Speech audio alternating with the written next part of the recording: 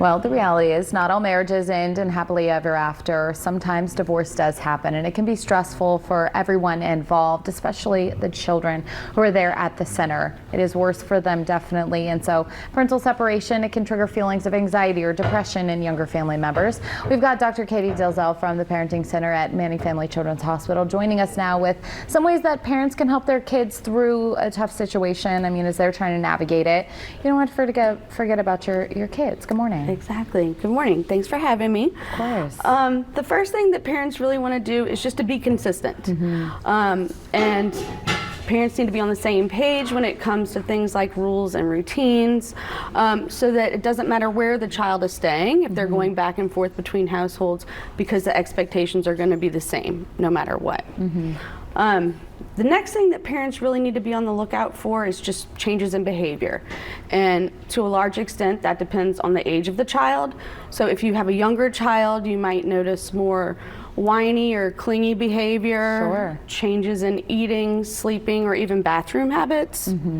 For school-age kids, they could have academic difficulties or conflicts with friends. Some even have an increased demand for stuff or material things.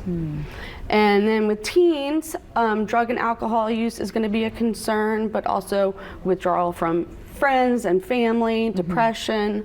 And for parents, it's just about remaining warm and supportive, getting your child help if they need it, you know, whether it's counseling or, you know, seeing a social worker or something like that, staying in touch with school.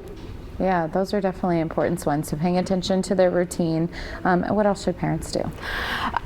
Really just provide reassurance. Your child needs to know that your family is still a family, no matter where everyone's living. Both parents still love you. You know, you didn't do anything to cause this. That's a good one. And then when it comes to those major changes, you know, do those one at a time and give things time to calm down in between. So, you know, for example, if you're going to be moving into a new house and your child is going to be changing schools, you know, try and spread those out if at all possible. Yeah, so they're not impacted by all of it at once. As an adult, that seems extremely overwhelming. I can't imagine for, you know, a little kid who feels like it's all happening to them. Yeah, exactly. Gosh, this is a tough one, but I'm glad you guys are talking about it because that's the reality a lot of families are going through or facing right now. Yes. And I know you guys offer so many classes if they're kind of struggling with some of this. Is this a class that you guys all offer? It is. Awesome. It's called Focus on Children. It's a co-parenting class. We offer it every other month. Oh, so that's awesome. Yeah. You guys offer so many classes as well. I know you guys have some good ones coming up. We do. We do.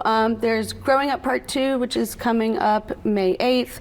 Infant and Child CPR, which is May 15th. And then the Focus class that we talked about is June 11th. Okay. So, you know, if this is something you're going through, you know, don't be ashamed or too stressed about it. There is help out there. And clearly you guys are one of those great resources. Thanks for coming in and talking about this. Thank you so much. Always appreciate you. For more information on either of the classes that she mentioned, you can contact the Parenting Center at Manning Family Children's. We have a link to their website on WLTV.com. Just click on that links tab.